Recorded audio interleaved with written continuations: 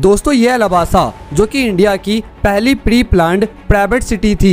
इसका बजट 1.47 लाख करोड़ था। इसमें दुनिया भर की टॉप क्लास फैसिलिटीज को अवेलेबल कराने की प्लानिंग की गई थी और इस सिटी की थीम इटली के पोर्टोफिनो जैसी थी। इसी के साथ इतने ब्यूटीफुल डिजाइन के लिए इसे American society of landscape architecture जैसे वर्ल्ड फेमस आर्किटेक्चर अवार्ड से भी नवाजा गया था। इन सब चीज़ों को देखते हुए ऑक्सफोर्ड जैसी फेमस यूनिवर्सिटी ने भी अपने इंस्टीट्यूट को लबासा में खोलने की प्लानिंग की थी और ये सिर्फ इंडिया ही नहीं बल्कि वर्ल्ड की top class smart private city में से एक थी, जिसकी वजह से इंडियंस ने अपने जीवन भर की कमाई इस सिटी में इन्वेस्ट किया था। इस सिटी की प्लानिंग इतनी अच्छी थी कि फॉरेनर्स ने भी इस सिटी में अपने अच्छे खासे पैसे इन्वेस्ट किए थे। बट अचानक से लबासा की नैया डूब गई और ये सारे सपने बनकर रह गए। इन्वेस्टर्स के लाखों करोड़ों रुपए डूब गए और लबासा जिसे कुछ ऐसा दिखना था,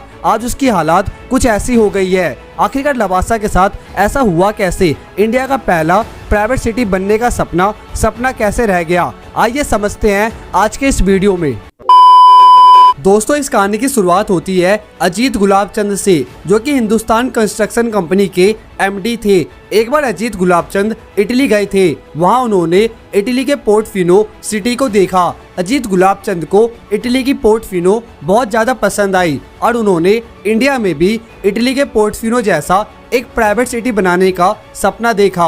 अब लंबे टाइम तक प्लानिंग करने के बाद अजीत गुलाबचंद ने पुणे के पास लोकेटेड सह्याद्री माउंटेन को इंडिया का पहला प्राइवेट सिटी बनाने के लिए सेलेक्ट किया और रिसर्च करने के बाद तैयार हुआ लबासा सिटी का डिजाइन। और ये डिजाइन देखने में बहुत ही ज़्यादा खूबसूरत था। इसी के साथ लबासा सिटी को तैयार करने का कॉन्ट्रैक्ट वर्ल्ड की टॉप आर्किटेक्चर कंपनी ओबाटा जैसे बड़े आर्किटेक्चर को दिया गया।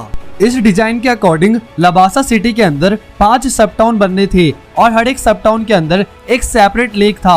हर टाउन की अपनी एक खास बात थी, जैसे एक टाउन कमर्शियल था, दूसरे को रेसिडेंटल, तीसरे को स्पोर्ट्स एक्टिविटी जैसे अम्यूजमेंट पार्क, फोर्थ को आईटी सेक्टर एंड फिफ्थ को शूटिंग फिल्मिंग जैसे चीजों के लिए बनाया गया था। टाइम के साथ साथ लबासा तैयार होता गया। यहाँ पर फुल ऑन मस्ती से बड़ा थीम पार्क से लेकर टूरिस्ट अट्रैक्शन, बड़े बड़े bungalow, villa apartment, residential villa bungalow, ये सब बनाए गए थे। अब जिस तरह से लबासा की ग्रोथ हो रही थी उसे देख के इंडियंस ने अपने लाइफ टाइम की सेविंग को लबासा में इन्वेस्ट करना शुरू कर दिया, क्योंकि सारे इन्वेस्टर्स को भरोसा था कि आज नहीं तो कल लबासा सिटी में उन्हें बहुत अच्छे रिटर्न्स मिलेंगे। अब लबासा इंडिया का ही नहीं बल्कि दुनिया का सबसे ज्यादा अट्रैक्टिव प्लेस बन गया, जिसकी वजह से कई फॉरेनर्स ने भी लबासा सिटी में इन्वेस्ट करना शुरू कर दिया।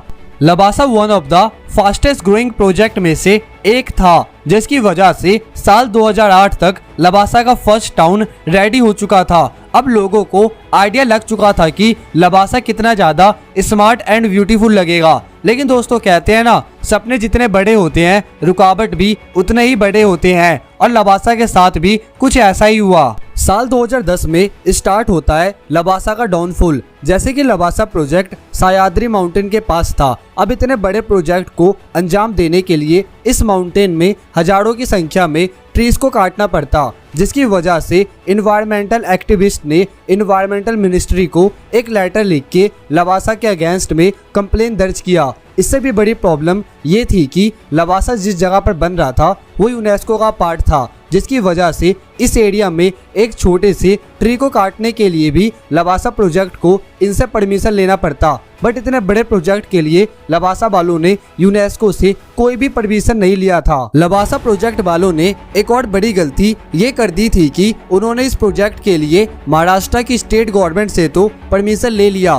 बट सेंट्रल गवर्नमेंट से परमिशन लेना भूल गए। जैसे कि सेंट्रल गवर्नमेंट के रूल के अकॉर्डिंग अगर हिल स्टेशन पर कोई भी बिल्डिंग सी लेवल से 100 मीटर से कम हाइट पर बनती है तो उन्हें सेंट्रल गवर्नमेंट से कोई भी परमिशन लेने की जरूरत नहीं है। बट अगर वो बिल्डिंग सी लेवल से 100 मीटर या उससे ज़्यादा हाइट पर बनती है तो इस कंडीशन में सेंट्रल गवर्नमेंट से परमिशन लेना कंपलसरी है। और हिल स्टेशन पर कोई भी बिल्डिंग 5 फ्लोर से ज़्यादा ऊंची नहीं बन सकती। बट कंप्लेंट्स के आने के बाद जब सेंट्रल गवर्नमेंट ने लवासा प्रोजेक्ट का सर्वे किया तो ये सब कुछ उल्टा निकला। लवासा वालों ने कहा था कि लवासा की बिल्डिंग सी लेवल से 100 मीटर से कम हाइट पर है। बट रिसर्च में ये पता चला कि लवासा की बिल्डिंग सी लेवल से 100 मीटर से ज़्यादा ऊंचाई पर है और लवासा की बिल्डिंग 5 फ्लोर से भी ज़्यादा बड़ी है, जिसकी वजह से सेंट्रल गवर्नमेंट ने लवासा प्रोजेक्ट के कंस्ट्रक्शन पर रोक लगा दिया और इन सभी इलीगल कंस्ट्रक्शन का जवाब मांगा। टाइम के साथ साथ लवासा प्रोजेक्ट के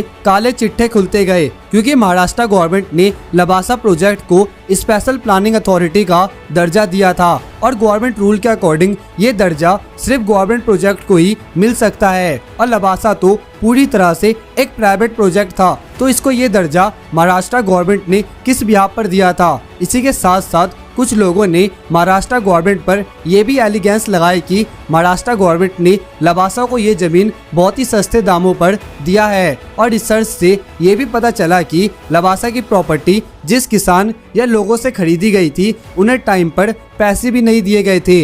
एंड आई नो अब आपके दिमाग में भी ये क्वेश्चन जरूर आ रहा होगा कि लवासा प्रोजेक्ट से महाराष्ट्र गवर्नमेंट को इतना लगाव क्यों था। अब इन सब चीज़ों को देखते हुए हमें एक चीज़ तो जरूर समझ आ रहा है कि लवासा ये इलीगल काम बिना किसी गवर्नमेंट सपोर्ट के नहीं कर सकती थी। सो कुछ आर्टिकल से मुझे ये पता चलता है कि उस टाइम के महाराष्ट्र के डिप्टी सीएम अजीत पवार का लवासा प्रोजेक्ट के साथ कुछ कनेक्शन था। अजीत पवार शरद पवार के भांजे थे और शरद पवार का उस टाइम में महाराष्ट्र के पॉलिटिक्स में एक बड़ा नाम था। कहानी कुछ इस टाइप की है कि शरद पवार की डॉटर सुप्रिया सुले एंड उनके दामाद सदानंद सुले यशोमाला फाइनेंस कंपनी के एक बड़े स्टेक होल्डर थे और कुछ रिपोर्ट से ये पता चलता है कि यशोमाला फाइनेंस कंपनी ने लवासा प्रोजेक्ट में पैसे इन्वेस्ट किए थे और अब जब प्रोजेक्ट की बात आई तो यशोमाला एंड लवासा दोनों आपस में मर्ज हो गई एंड लवासा प्रोजेक्ट को कंटिन्यू किया गया, जिसकी वजह से अजीत पवार की डॉटर सुप्रिया सुले के पास लवासा प्रोजेक्ट में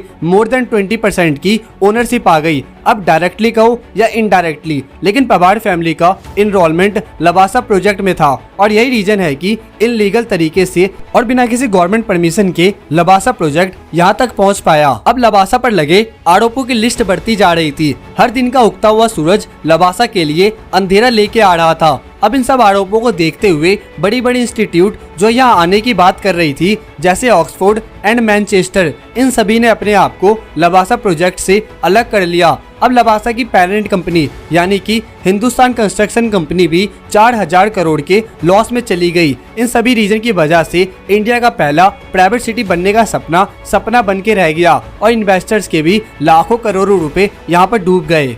आप इसके बारे में क्या सोचते हो? क्या कोई ऐसी कंपनी है जो लवासा के लॉन्च को पे करके इस प्रोजेक्ट को दोबारा से स्टार्ट कर सके? क्या ओपिनियन है आपका इसके बारे में? मुझे कमेंट सेक्शन में जरूर बताना और अगर वीडियो अच्छी लगी तो अपने फ्रेंड्स एंड रिलेटिव्स को शेयर जरूर करना। मिलते हैं कुछ टाइम बाद एक और इंटरेस्टिंग वीडियो के साथ और मुझे सपोर्ट करने के लिए चैनल को सब्सक्राइब करके बेल आइकन जरूर दबा देना और वीडियो को शेयर करना मत भूलना। जब तक के लिए बाय एंड टेक केयर।